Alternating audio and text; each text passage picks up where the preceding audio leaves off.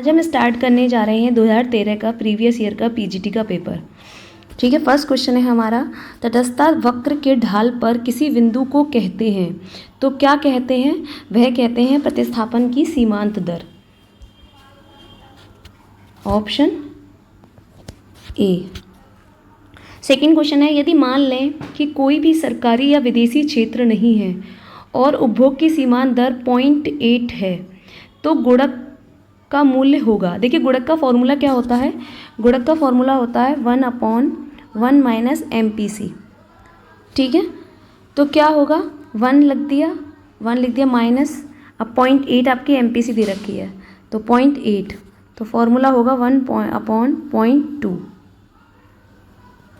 ठीक है, तो अब काट देंगे इसे, कितना आ जाएगा? 5। Option D. थर्ड क्वेश्चन है, भारतीय नागरिक को भारत के बाहर भारत सरकार द्वारा देय वेतन पर क्या किया जाता है? तो वह भारत में कर लगेगा उस पर। ठीक है, ऑप्शन बी।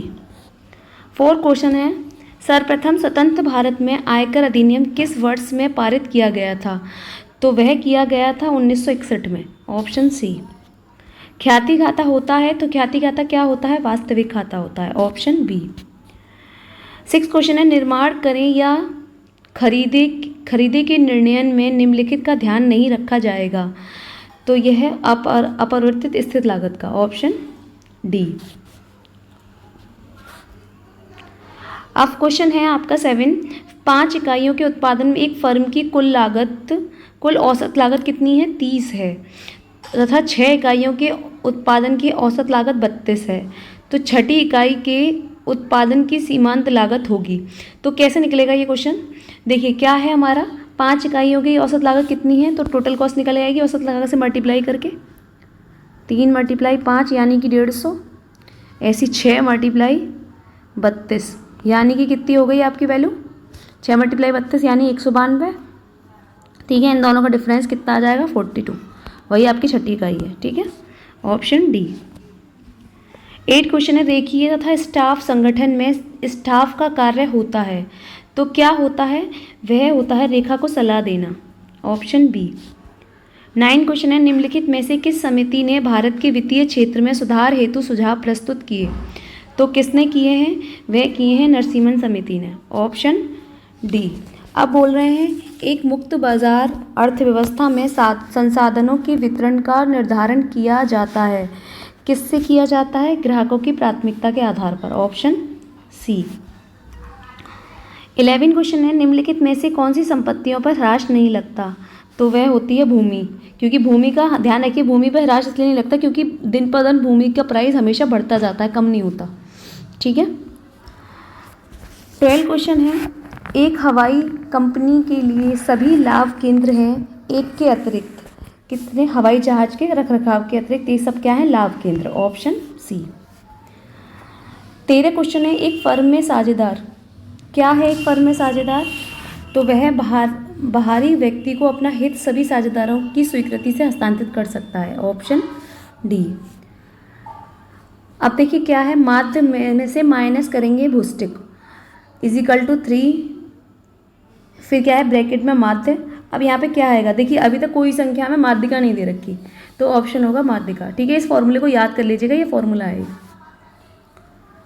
15 क्वेश्चन है, भारत में राष्ट्रीय आय का आंकलन किया जाता है किसके द्वारा? CSO के द्वारा।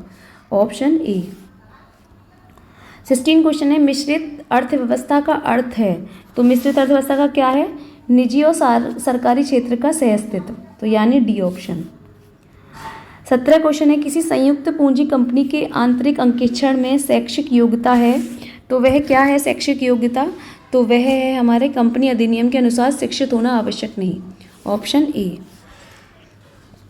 18 क्वेश्चन है, निम्नलिखित में से कौन सी वस्तुएं और क्या? सेवाएं। ये सेवाएं हैं। ठीक है, ये सेवाएं मुक्त व्यापार अर्थव्यवस्था द्वारा उपलब्ध नहीं कराई जाएंगी तो कौन सी नहीं कराई जाएंगी? राष्ट्रीय सुरक्षा। Option C. 19 क्वेश्चन है, एक संयुक्त पूंजी कंपनी के जीवन पर प्रभाव पड़ता है तो संयुक्त पूंजी से किसी के भी जीवन पर प्रभाव नहीं पड़ता, इनमें से ऑप्शन कोई नहीं। ठीक है। 20 क्वेश्चन है, अधिकार के वितरण का परिणाम होगा। तो क्या होगा? प्रबंधकों द्वारा अपने कार्यभार का वितरण, ऑप्शन डी।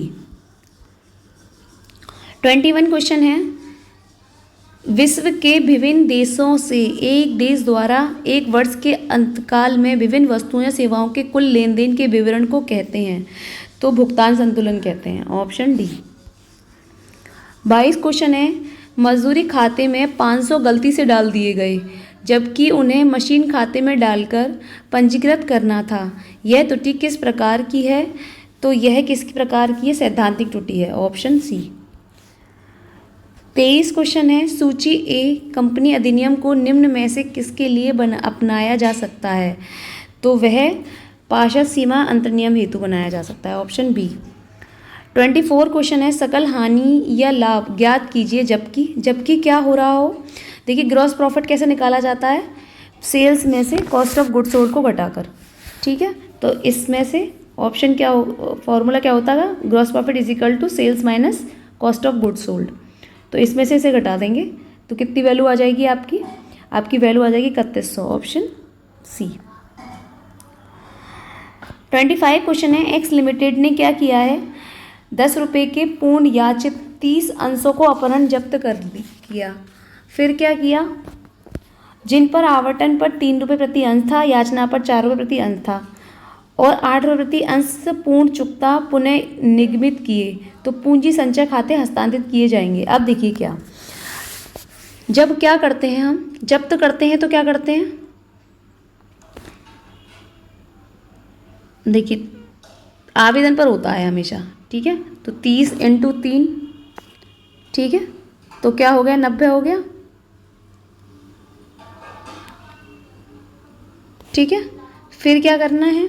इनमें से छूट वाले को घटाना है। देखिए इसके छूट कितनी मिली है? 8 रुपये हैं, ये 2 रुपये छूट मिली होगी, तो 30 × 2, तो यानी कि 90 में से 60 को घटा देंगे, निकल के आ जाएगी वैल्यू आपकी 30, ऑप्शन सी। अर्थशास्त्र के पिता कहे जाते हैं, तो कौन कहे जाते हैं अर्थशास्त्र के पिता? एडम स्मिथ, ठीक है, ऑप्शन डी। 27 क्वेश्चन है, मांग की आय लोच सस्ती वस्तुओं के संबंध में होगी, तो कैसी होगी मांग की आय लोच? तो वह होगी ऋणात्मक, ऑप्शन सी। 28 क्वेश्चन है, आयकर अधिनियम के अनुसार निम्न में से कौन सी कृषि आय है? तो कौन सी है? कृषि भूमि से प्राप्त किराया, ऑप्शन डी। काल श्रेणी प्रदर्शित करती है, तो क्या प्रदर्शित करती है? दिशा, मौसम चक्रीय और अनियमित परिवर्तन, ऑप्शन सी। अब 30 क्वेश्चन में बोल रखा है प्रारंभिक स्टॉक यानी ओपनिंग स्टॉक आपका 15 दे रखा है, परचेस आपका 40 दे रखा है, 40,000, कॉस्ट ऑफ गुड्स सोल्ड दे रखा है आपको 30,000, 52,000, सेल्स दे रखा है आपको 57,000। अब क्या निकालना है आपको? सकल लाभ यानी ग्रॉस प्रॉफिट निकालना है, तो इसमें से इसे घटा दो सीधे सीधे। फॉर्मूला क्या होता है? Sales minus cost of goods sold, तो यानी क्या आएगा? 5,000। अब प्रॉफिट हुआ ये लॉस, तो क्या होगा भाई? प्रॉफिट, ठीक है, ऑप्शन बी, ठीक है। 31 क्वेश्चन बोल रहा है निम्न में से कौन राष्ट्रीय ऋण नहीं है? तो कौन नहीं है राष्ट्रीय ऋण? राष्ट्रीय बचत पत्र, ऑप्शन सी। निम्न में से कौन सा निष्कर्षण उद्योग है? तो वह है शिकार, ऑप्शन सी। 33 क्वेश्चन है, भारत में बाजार में विक्रेता पर कर का भार सबसे अधिक पड़ेगा जब वस्तुओं को क्या होगा? जब वस्तुओं की मांग लोचपूर्ण होगी और पूर्ति लोच रहित होगी, ऑप्शन डी।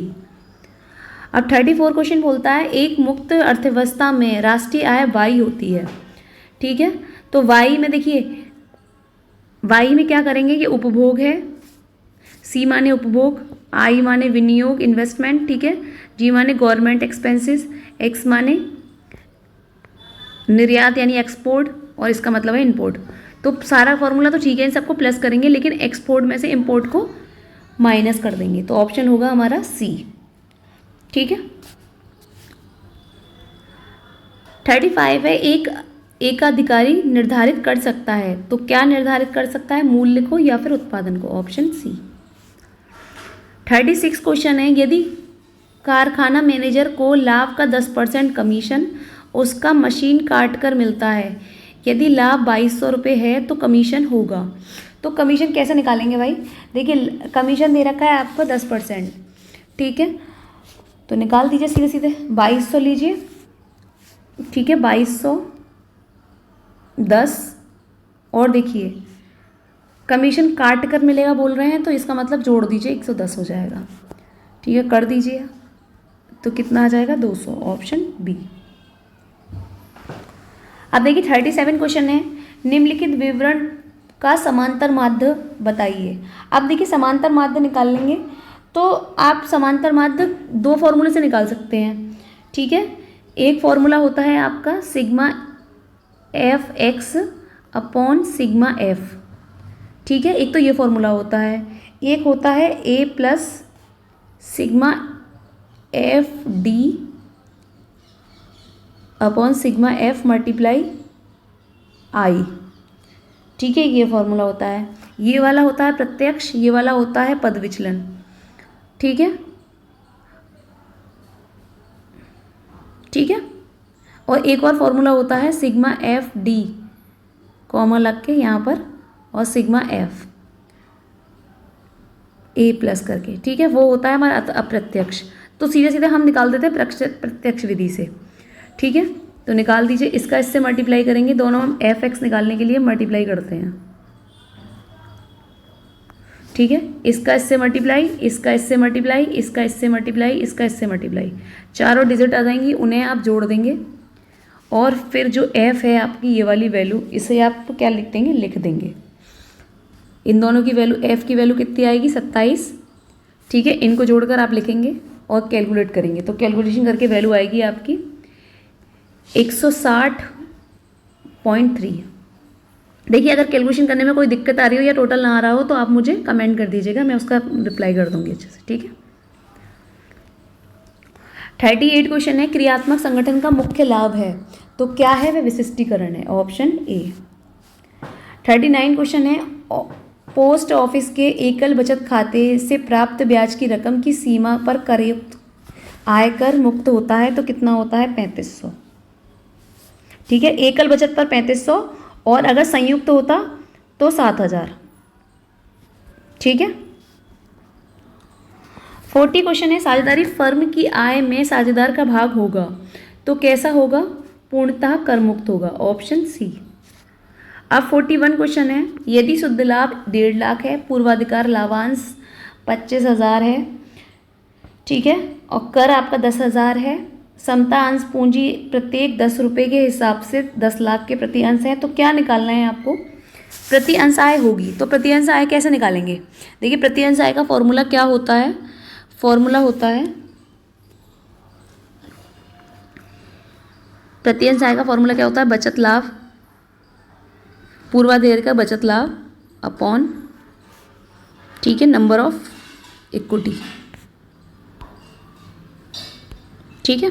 तो ये बचत लाभ कैसे निकलेगी, 1.5 लाख माइनस 10,000, टैक्स को हटाएंगे, और माइनस 25,000, तीनों को 1.5 लाख में से इन दोनों को घटा देंगे, ठीक है, तो निकल कर आएगा 1,15,000, ठीक है।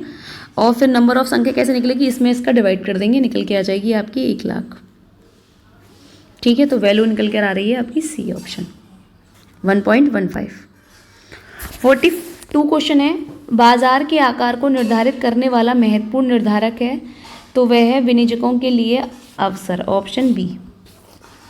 43 क्वेश्चन है, सम विच्छिन्न श्रेणी की माध्यिका का मूल होगा, तो क्या होगा माध्यिका का मूल, तो माध्यिका का मूल का फॉर्मूला होता है n+1/2, ऑप्शन ए।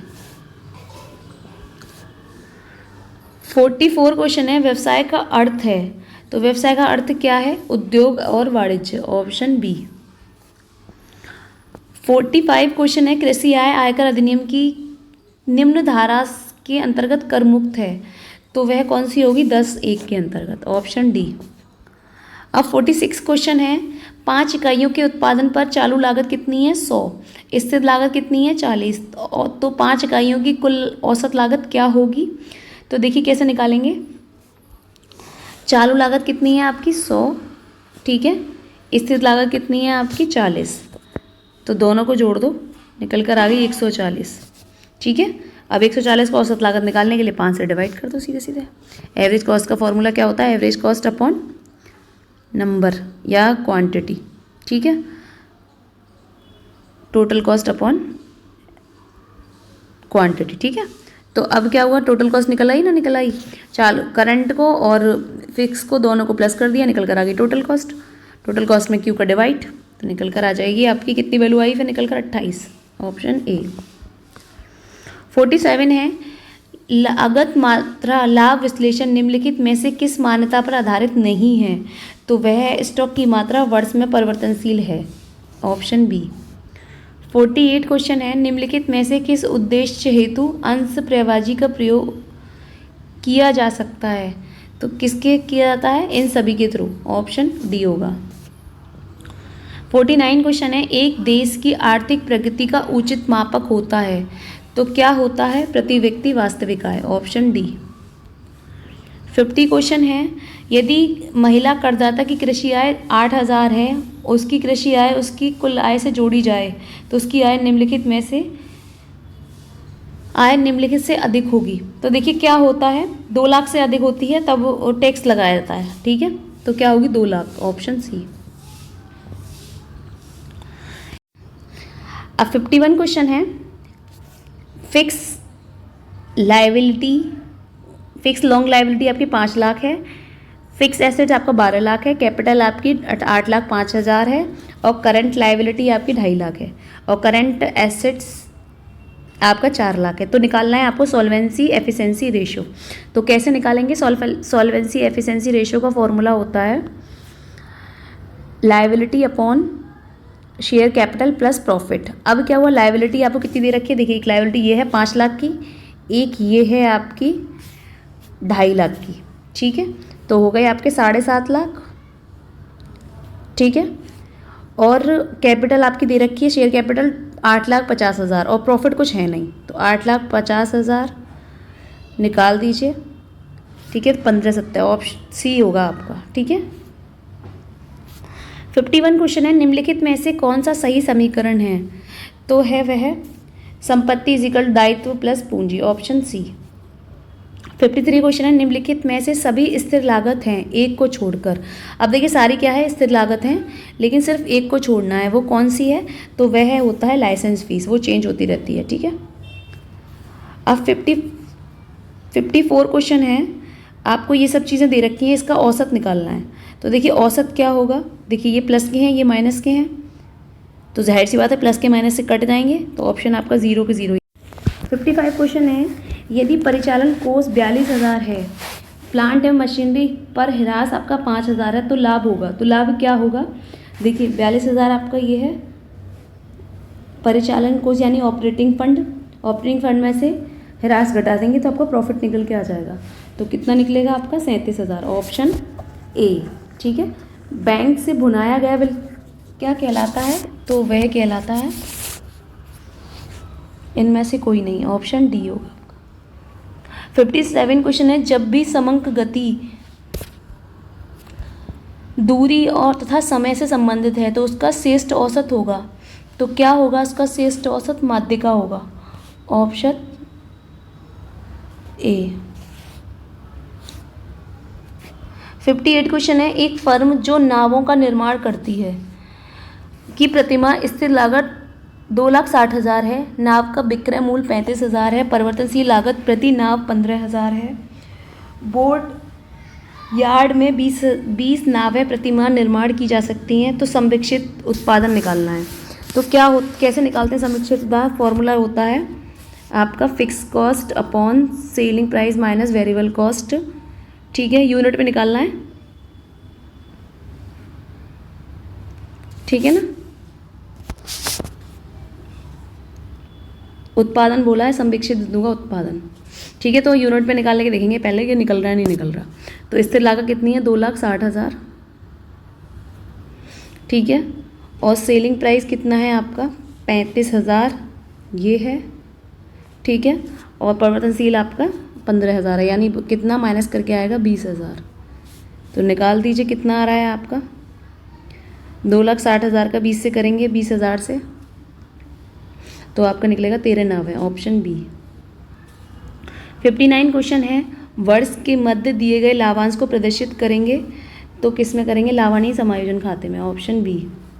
60 क्वेश्चन है, एक अवयस्क की आय उसके संरक्षण की कर योग्य आय में जुड़ जाएगी यदि क्या हो? यदि वह 1500 से अधिक है, तो ऑप्शन ए। 61 क्वेश्चन है, यदि विनियोग मांग वक्र ऊर्ध्वाधर है तो यह प्रदर्शित करता है कि मौद्रिक नीति अप्रभावी है परंतु राजकोषीय नीति प्रभावी है, ऑप्शन डी। 62 क्वेश्चन है, निम्न स्थितियों में कोष प्रवाह हुआ माना जाएगा यदि क्या हो? यदि नगद मशीन खरीदी गई हो, ऑप्शन सी। 63 क्वेश्चन है, कृषि भूमि के विक्रय से प्राप्त रकम को निम्नलिखित आय की श्रेणी में रखा जाएगा, तो वह होगी इनमें से कोई नहीं। अब देखिए 64 क्वेश्चन है, संपत्ति दे रखी है 30,000, दायित्व दे रखा है 13,000, तो जाहिर सी बात है आपको निकालना है क्या? पूंजी निकालनी है। तो एक वाली निकाल दो, 1 जनवरी की निकालने के लिए बोला, इसमें से इसे घटा दो, सीधे सीधे अमाउंट आ जाएगी 17,000, ऑप्शन सी। 65 क्वेश्चन है, प्रसिद्ध पुस्तक सामान्य एवं औद्योगिक प्रबंध किसके द्वारा लिखी गई थी? तो ये हेनरी फेयोल के द्वारा लिखी गई थी, जनरल एंड इंडस्ट्रियल मैनेजमेंट, ठीक है, ऑप्शन ए। 66 क्वेश्चन है, श्री पवन का जन्म 18 अप्रैल 1986 को भारत में हुआ। बाद में उन्होंने यूएसए की नागरिकता ले ली। ना तो उनके माता पिता और ना ही उनके दादा का जन्म अविभाजित भारत में हुआ था। इस स्थिति में श्री पवन को कहा जाएगा। देखिए वो उनका जन्म भले ही हुआ हो लेकिन ना तो उनके पेरेंट्स का जन्म हुआ है ना ही उनके ग्रैंड पेरेंट्स का, ठीक है। तो क्या होगा इस सीन में? वह विदेशी नागरिक कहलाएगा, ऑप्शन सी। 67 क्वेश्चन है, समविच्छेद बिंदु विक्रय मूल्य रुपये से प्राप्त करने के लिए स्थिर लागत को विभाजित किया जाएगा, तो किससे विभाजित किया जाएगा? तो पीवी रेशो से, ऑप्शन लाभ मात्रा अनुपात से, ऑप्शन डी। 68 क्वेश्चन है, बैंक अधिविकर्ष को वर्गीकृत करना चाहिए, तो किस में वर्गीकृत करना चाहिए बैंक अधिविकर्ष को? चालू दायित्व में, यानी करंट लायबिलिटी में, ऑप्शन बी। 69 क्वेश्चन है, वर्ष के प्रारंभ में पूंजी आपकी 10,500 है, आहरण आपका 6,500 है और नई पूंजी लाई गई 35,500, तो वर्ष में अंत में पूंजी क्या होगी? अब दोनों पूंजियों को जोड़ दो और आहरण को घटा दो, तो क्या आएगा? 10,500 प्लस 3500 माइनस 6,500, तो वैल्यू निकल कर आएगी 7,500, ऑप्शन ए। निम्नलिखित में से चालू दायित्व है, तो चालू दायित्व क्या है? हमारी अदत्त पूंजी मजदूरी, ऑप्शन ए। 71 क्वेश्चन है, अंश अपहरण जब्त खाते को चिट्ठी के दायित्व पक्ष में दिखाते हैं, तो क्या होगा? संजय एवं आदित्य के अंतर्गत आएगा वह अपहरणकारा फॉरफिटेड शेयर, ठीक है, ऑप्शन ए। संचय यानी समझ गए होंगे कि जनरल रिजर्व, ठीक है, जनरल सरप्लस, ओके। 72 क्वेश्चन है, यदि पूंजी 1 जनवरी 19,400 और 31 दिसंबर की 21,500, तो आहरण आपका 4300 है, तो लाभ हानि क्या होगा? तो कीजिए, कैसे करेंगे? देखिए ओपनिंग की डेबिट में आती है, अकाउंट बना लेते हैं, ओपनिंग डेबिट में आता है, क्लोजिंग आपका क्रेडिट में आता है और आहरण भी आपका क्या आएगा? क्रेडिट में आएगा। तो इन दोनों को जोड़ देंगे और इसे घटा देंगे, तो वैल्यू निकल कर आएगी आपकी 6,400, क्या होगा? लाभ, ठीक है। 73 क्वेश्चन है, एक कंपनी ने अपने 2 लाख के पूर्वाधिकार अंशों का शोधन किया, इस हेतु उनके समता अंश पूंजी 1.5 लाख की निगमित की, 1 लाख के बोनस अंश भी निगमित किए गए। इन लेन देनों का कोष प्रभाव पर शुद्ध प्रभाव क्या होगा? तो देखिए क्या प्रभाव पड़ेगा, क्या करना है? कोष प्रभाव पर पूछ रहे हैं, ठीक है। तो कोष प्रवाह निकालने के लिए आपको क्या करना है? पूर्वाधिकार अंश में से समता अंश को घटा देना है, निकल के आ जाएगी 50,000 वैल्यू, ठीक है। अब पूर्वाधिकार अंश ज़्यादा है लेकिन होनी चाहिए क्या? समता अंश ज़्यादा, तो क्या होगा? कमी होगी इसका मतलब, ठीक है, ऑप्शन सी।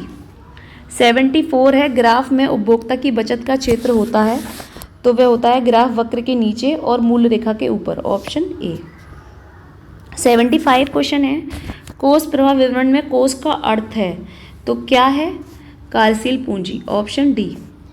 76 क्वेश्चन है, चाय के उत्पादन एवं विक्रय में सम्मिलित प्रतिशत कृषि आय माना जाता है, तो कृषि आय क्या माना जाएगा, तो वह हमारा 60% माना जाएगा, ऑप्शन सी। 77 क्वेश्चन है, व्यवसाय के स्वामी द्वारा विनियोग का प्रभाव किस पर पड़ता है, तो पूंजी में वृद्धि से और संपत्ति में वृद्धि से, ऑप्शन डी। 78 क्वेश्चन है, स्कंद विपणि का सबसे महत्वपूर्ण आर्थिक कार्य क्या है, तो वह है पुरानी प्रतिभूतियों के लिए बाजार उपलब्ध कराना, ऑप्शन डी। 79 क्वेश्चन है, संपत्ति का मूल्य 21,000 है, अवशेष मूल्य 1,000 है, ह्रास आपका 10% है, तो क्या निकालना है आपको, दूसरे वर्ष के लिए ह्रास की राशि क्या होगी। तो देखिए पहले वर्ष के लिए निकालिए, पहले सीधा निकाल दीजिए। 21,000, अवशेष मूल्य आपका कितना था, 1,000, ठीक है, निकल कर आगे 20,000, 20,000 का सीधे 10%, और रैखिक विधि बोला है तो दूसरे वर्ष की भी वही होगी जो पहले वर्ष की है, ठीक है, ऑप्शन बी। 80 क्वेश्चन है, अंतिम रहतिया 53,500, विक्रय लागत 75,000, सकल लाभ 5,000, क्रय आपका 82,000, प्रारंभिक रहतिया का मूल्य निकालना है। तो देखिए कैसे निकालेंगे प्रारंभिक रहतिया का मूल्य, तो सीधे सीधे निकाल दीजिए। क्वेश्चन क्या करना है, विक्रय लागत में opening plus purchase minus closing is equal to cost of goods sold का फॉर्मूला लगाया। कॉस्ट ऑफ गुड्स सोल्ड कितना है, 75,000 लीजिए, ओपनिंग स्टॉक कुछ है नहीं तो उसे एक्स मान लेंगे, क्लोजिंग परचेज कितना है 82,000, तो 82,000 प्लस क्लोजिंग कितना है, माइनस करेंगे क्लोजिंग को 53,400, ठीक है। तो ये वाले को इधर लेके आएंगे तो प्लस में हो जाएगा, और ये वाला प्लस में है तो ये माइनस में हो जाएगा, ठीक है। तो 75,000 में प्लस करेंगे 53,400 और माइनस करेंगे 82,000, तो वैल्यू आएगी 46,400, ऑप्शन ए। 81 क्वेश्चन है, पूंजीगत व्ययों को आगम व्यय मानकर खाते में दिखाने से निर्माण होगा, किसका निर्माण होगा, गुप्त संचय का, ऑप्शन ए। 82 क्वेश्चन है, संपत्ति आपकी 21,315 दे रखी है, दायित्व आपका 41,20 दे रखा है। अब पूंजी निकालनी है, तो कैपिटल का फॉर्मूला होता है, क्या होता है, कैपिटल का फॉर्मूला लिख दो, asset is equal to liability plus capital, ठीक है, लिखो asset is equal to liability plus capital, ठीक है। एसेट आपको दे रखी है 21,315, लायबिलिटी आपको दे रखी है, अब ये आपकी ये प्लस में है तो ये इधर जाके माइनस में हो जाएगी, ठीक है, तो वैल्यू आएगी 17,195, ऑप्शन बी। 83 क्वेश्चन है, विकासशील देशों में कृषि उत्पादन बढ़ाने में सबसे महत्वपूर्ण कारगर नीति कौन सी रही है, तो वह रही है हमारी भूमि सुधार, ऑप्शन बी। 84 क्वेश्चन है, ऋण पत्रों पर दिए गए ब्याज में से काटे गए आयकर को दिखाते हैं, तो वह दिखाते हैं चिट्ठे के दायित्व की ओर, ऑप्शन बी। 85 देनदारों की से प्राप्त रोकड़ 12,000 है, फर्नीचर खरीदा गया 7,000, तो कोष प्रवाह निकालने के लिए क्या करेंगे, प्राप्त रोकड़ में से फर्नीचर को घटा देंगे, तो कितना आ जाएगा आपका 5,000, ठीक है। अब क्या होगा, फर्नीचर कम का खरीदा गया है, प्राप्त रोकड़ आपको 12,000 हुई है, तो कार्यशील का क्या होता है फॉर्मूला, कार्यशील में हमेशा देखिए कार्यशील की एक चीज़ होती है, देनदारों से प्राप्त रोकड़ है, कार्यशील का फॉर्मूला क्या होता है, कार्यशील का फॉर्मूला होता है working capital current assets minus current liability, यही तो होता है, ठीक है, वर्किंग कैपिटल का फॉर्मूला।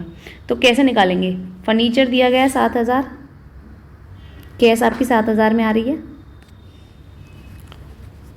ठीक है, तो कैसे निकालेंगे,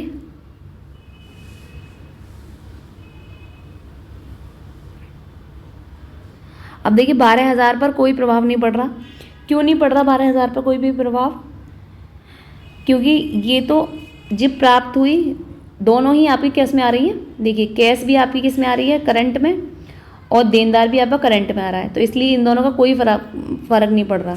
लेकिन फर्नीचर का प्रभाव पड़ रहा है क्योंकि फर्नीचर फिक्स एसेट है, तो फिक्स एसेट में कमी आ रही है, तो यानी कि डी ऑप्शन होगा आपका।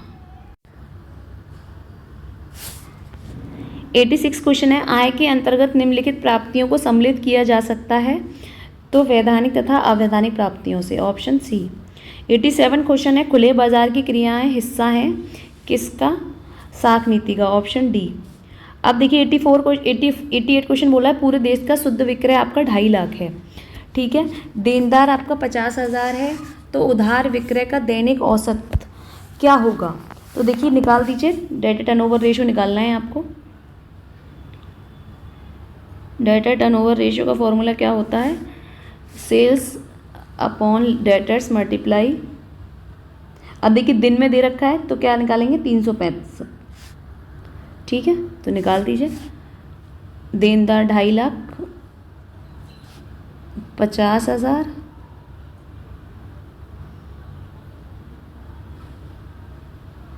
सॉरी उल्टा फॉर्मूला लगा दिया, डी अपॉन एस आएगा, ठीक है। तो क्या हो जाएगा? 50,000 अपॉन 2.5 लाख मल्टीप्लाई 300। देखिए कहीं कहीं 365 दे रखा होता है, तो कहीं कहीं 360, तो आप ये देख लीजिएगा अप्रॉक्सीमेट वैल्यू आ रही है 360 या 365 से, दोनों में से करके, ठीक है। तो ऑप्शन निकलेगा आपका डी। 89 क्वेश्चन है, यदि वस्तु विक्रय लागत 1,20,000 है, हानि आपकी दर विक्रय का 1/4 है, तो विक्रय की राशि बताइए। अब देखिए विक्रय का कितना है? 1/4 आपकी हानि, तो कितनी हो गई है? 25, ठीक है। और कॉस्ट ऑफ गुड्स सोल्ड होता है हमेशा 100 और प्लस 25, तो निकल कर आया आपका 125। सेल्स की वैल्यू तो आप निकाल दो इसको, 1,20,000 मल्टीप्लाई 100 की वैल्यू दे रखी है और आपको निकालनी है 125 की, तो निकाल दीजिए, निकल के आएगा 96,000, ऑप्शन डी। 90 क्वेश्चन है, जबकि प्रारंभिक स्टॉक 50,000 है, अंतिम स्टॉक 60,000 है और विक्रय की लागत 2,20,000 है, तो निकालना है stock turnover ratio. Stock turnover ratio का फॉर्मूला क्या होता है? विक्रय की लागत जो दे रखी है आपको 2,20,000, ठीक है। उसके बाद एवरेज कॉस्ट, एवरेज कॉस्ट कैसे निकालते हैं? इन दोनों को प्लस करते हैं और 2 हैं तो 2 से डिवाइड, तो ये कितना आ गया? 55,000, तो निकाल दो 2,20,000 का फॉर्मूला होगा विक्रय कॉस्ट लागत अपॉन विक्रय की लागत अपॉन एवरेज कॉस्ट, मतलब cost of goods sold upon average cost, तो निकल के आ गया 55,000, निकल के आ जाएगा 4, ऑप्शन सी। 91 क्वेश्चन है, किन्स के अनुसार विनियोग का अर्थ है? तो क्या है? नए कारखाने की स्थापना, ऑप्शन डी। 92 क्वेश्चन है, निम्नलिखित में से कौन सा समीकरण सही है? तो कौन सा समीकरण सही है? तो वह है प्रारंभिक स्टॉक प्लस परचेज, मतलब opening stock plus purchase minus closing stock, तो ऑप्शन बी। 93 क्वेश्चन है, भारत में आर्थिक उदारवाद प्रारंभ हुआ, तो कब प्रारंभ हुआ? इन सभी के बाद, ऑप्शन डी होगा। 94 क्वेश्चन है, अल्प पूंजीकरण का निवारण किया जा सकता है, तो कैसे निवारण किया जा सकता है? बोनस अंश निगमित करके, ऑप्शन ए। 95 क्वेश्चन है, धन को अपने पास रखने की अवसर लागत का निर्धारण होता है, तो वह होता है ब्याज दर से, ऑप्शन सी। 96 क्वेश्चन है, कर निर्धारण वर्ष के ठीक पहले 31 मार्च को समाप्त होने वाले वर्ष को क्या कहते हैं? तो गत वर्ष कहते हैं, ऑप्शन सी। 97 क्वेश्चन है, यदि लाभ विक्रय मूल्य का 25% है, तो लागत पर लाभ का प्रतिशत होगा, तो देखिए क्या होगा? विक्रय का बोल रहे हैं, ठीक है, विक्रय का बोल रहे हैं, तो विक्रय हमारे सामने हमेशा 100 मान लेते हैं जिसका बोल रहे होते हैं। लाभ हमारा 25 है, तो हो गया आपका 125, सॉरी फॉर्मूला होता है cost of goods sold plus profit is equal to sale. हमने ये सेल माना है, ठीक है, ये हमारा 25 है, तो यहाँ पे ये माइनस हो जाएगा, इसमें से प्लस होके माइनस आ जाएगा, तो माइनस हो जाएगा, तो यहाँ पे आएगा 75, ठीक है। तो 75 वैल्यू होगी किस पर? 25 पर निकालेंगे, तो 25 अपॉन 75 मल्टीप्लाई 100, तो निकल के कितना आएगा? डी ऑप्शन, 33 सही, 1/3। 98 क्वेश्चन है, जेबीसी के बाजार के नियम के अनुसार पूर्ति अपनी मांग स्वयं उत्पन्न करती है, ऑप्शन बी। 99 क्वेश्चन है, यदि औसत लागत गिर रही है तो क्या होगा? सीमांत लागत घटेगी, ऑप्शन बी। 100 क्वेश्चन है, एकाधिकार में औसत आगम वक्र की ढाल होगी नीचे की ओर बाएं से दाईं तरफ, ऑप्शन ए। 101 क्वेश्चन है, एक्स लिमिटेड ने भूमि एवं भवन 28,80,000 में खरीदे, इसके बदले में 100 रुपये के मूल्य के ऋण पर 4% की छूट पर निगमित किए। देखिए 100 रुपये के थे और 4 रुपये छूट पे, यानी कि 96। और कितने के थे ये? इतने के। ठीक है, तो वैल्यू कितनी आएगी? डिवाइड करके वैल्यू कितनी आ रही है? वैल्यू आएगी आपकी 30,000, ऑप्शन बी। 102 क्वेश्चन है, निम्न में से कौन सा आर्थिक सूचकांक है? तो कौन सा है? सूचकांक संख्या, ऑप्शन सी। 103 क्वेश्चन है, निम्नलिखित में से कौन सी स्थायी संपत्ति है? तो वह है हमारी फिक्स एसेट्स ख्याति, यानी गुडविल। 104 क्वेश्चन है, मूल्य वृद्धि के समय स्कंद मूल्यांकन के किस तरीके अंतर्गत चालू दायित्वों को निचले मूल्य पर मूल्यांकन होगा? तो देखिए कैसे निकलेगा ये। जब मूल्य की वृद्धि हो रही है, ठीक है,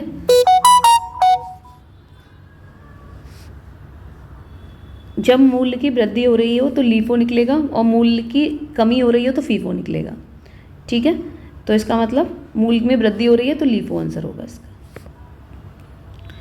105 क्वेश्चन है, शीर्घ अनुपात यानी कि कौन सा रेशो? Liquid ratio. ये दे रखा है आपको, संपत्ति आपको 30,000 दे रखी है, दायित्व निकालना है तो निकाल दीजिए।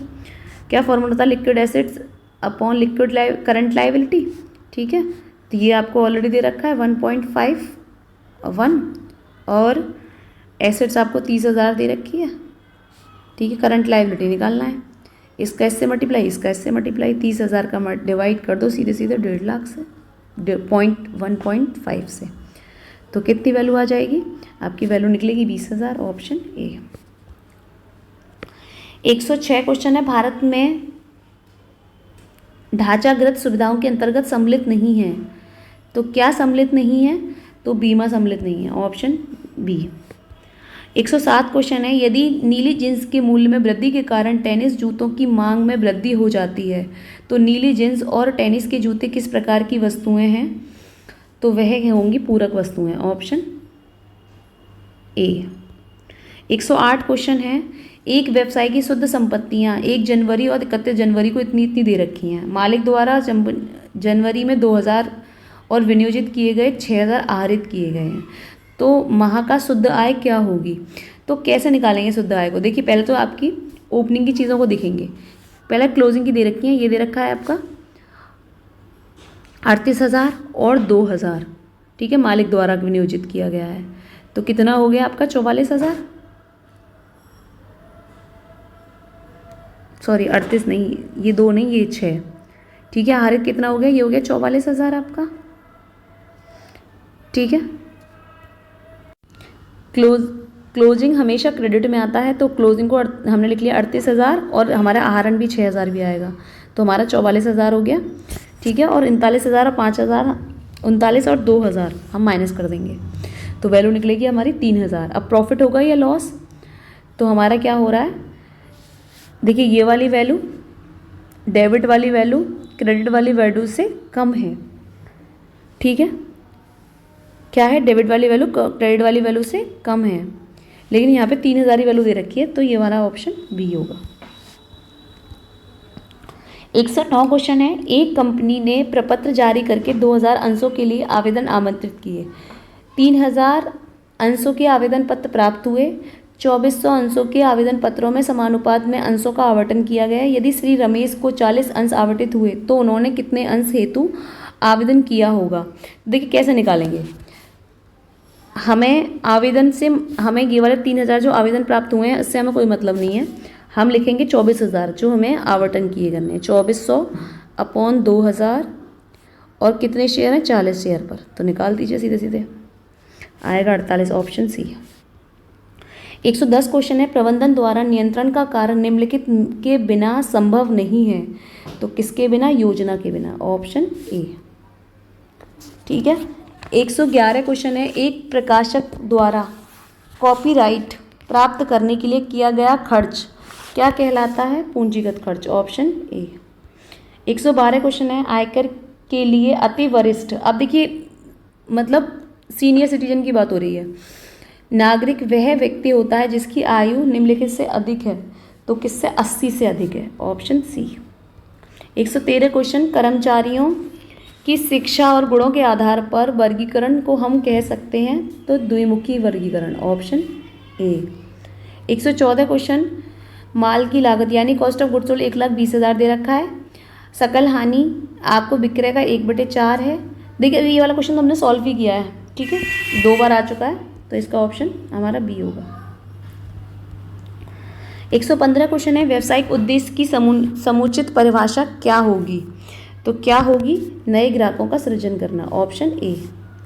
116 क्वेश्चन है, यदि करदाता की दशा में 10% की कर दर से अधिभाव तभी लगाया जाएगा जब आय निम्नलिखित रकम से अधिक है, तो इनमें से कोई नहीं, ठीक है। 117 क्वेश्चन है, यदि सरकारी व्यय 700 बढ़ा दिया जाए तथा कर भी 700 बढ़ा दिया जाए तो आय का संतुलन स्तर क्या होगा? तो आय का संतुलन स्तर बढ़ जाएगा, ठीक है, 700 रुपये से, ऑप्शन बी। 118 क्वेश्चन है, प्रबंधन के विस्तार का अर्थ है तो क्या है? एक प्रबंध सीमित संख्या में कर्मचारियों को प्रबंधित कर सकता है, ऑप्शन डी। 119 क्वेश्चन है, अंश अपवरण खाते में अपरणीय अंशों को पुनर्निगमित करने के बाद जो शेष बचता है उसे किस खाते में हस्तांतरित किया जाता है? तो उसे पूंजी संचित खाते में हस्तांतरित किया जाएगा, ऑप्शन सी। 120 क्वेश्चन है, व्यक्तियों के विकास का निर्देशांक है तो क्या है वह? वह है हमारा HDI, ह्यूमन डेवलपमेंट इंडेक्स, ठीक है। 121 क्वेश्चन है, रूढ़िवादिता के सिद्धांत के अंतर्गत स्टॉक का मूल्यांकन किया जाता है तो वह जो भी कम हो बाजार मूल्य और लागत मूल्य से, ऑप्शन सी। 122 क्वेश्चन है, एक वर्ष में देश के अंदर उत्पादित कुल वस्तुओं एवं सेवाओं में यदि ह्रास घटा दें तो हमें प्राप्त होगा, तो हमें क्या प्राप्त होगा? हमें प्राप्त होगा शुद्ध घरेलू उत्पाद, ऑप्शन डी। 123 क्वेश्चन है, संविक्षित बिंदु वह बिंदु है जहां पर क्या हो रहा हो?